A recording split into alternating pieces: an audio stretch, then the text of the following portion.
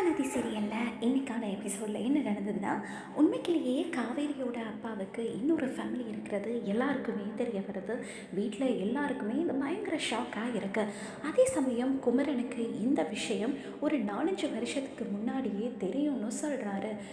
கங்காவுக்கு voice note போட்டிருந்த குமரன், எனக்கு நீ சொல்கிற எல்லா விஷயமுமே தெரியும். 4-5 வருஷத்துக்கு முன்னுக்கே மாமா இது சம்மந்தமாக எனக்கு சொல்லியிருக்காரு. எனக்கு ஃபோட்டோவும் காட்டியிருக்காரு. இன்னொரு ஃபேமிலி இருக்குன்னு எனக்கு ஏற்கனவே தெரியும்னு சொல்ல கங்காவுக்கு பயங்கர கோபம் வந்துடுது.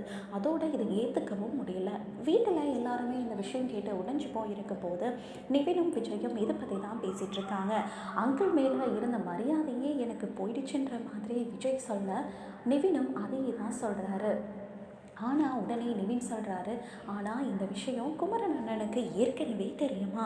4-5 வருஷத்துக்கு முன்னக்கே அங்கிள் இது சம்மந்தமாக அவர்கிட்ட சொல்லியிருக்கிறாரா அப்படின்னு சொல்ல விஜய்க்கு பெரிய ஷாக்.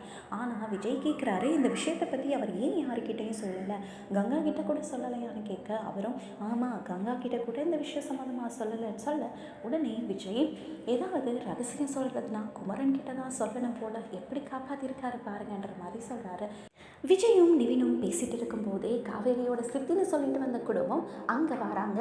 வந்த உடனே நீங்கள் எதுக்கு இங்கே வந்தீங்க, உங்களுக்கு வேறு வேலை இல்லையா, இன்னும் என்ன பிரச்சனை கிளப்ப போகிறீங்க, நீங்கள் பேசாமல் இங்கேருந்து போயிடுங்க அப்படின்ற மாதிரி விஜயம் நிவினும் அவங்கள பார்த்து சொல்ல உடனே அவங்க, நாங்கள் இங்கேருந்து போக மாட்டோம், இங்கே தான் தங்குவோம், அவரோட குடும்பம் நாங்கள், இது அவரோட வீடுனா இதில் எங்களுக்கும் பங்கு இருக்குது, நாங்கள் இங்கே தான் தங்குவோன்ற மாதிரி சொல்கிறாங்க.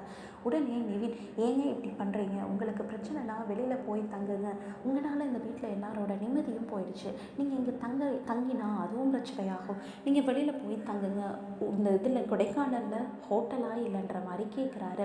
உடனே அவங்க, ஹோட்டலில் தங்குற அளவுக்கெல்லாம் எங்களுக்கு வசதி இல்லை, நாங்கள் இங்கே தான் தங்குவோம், ஏற்கனவே நாங்கள் இங்கே காசு பிடுங்கிறதுக்காக வந்ததாக தான் அந்த குடும்பத்தில் எல்லாருமே சொல்லிட்டு இருக்கீங்க, இப்படி வேறு ஹோட்டலில் தங்குறதுக்கு போனால் என்ன சொல்லுவீங்க அப்படின்ற மாதிரி கேட்குறாங்க.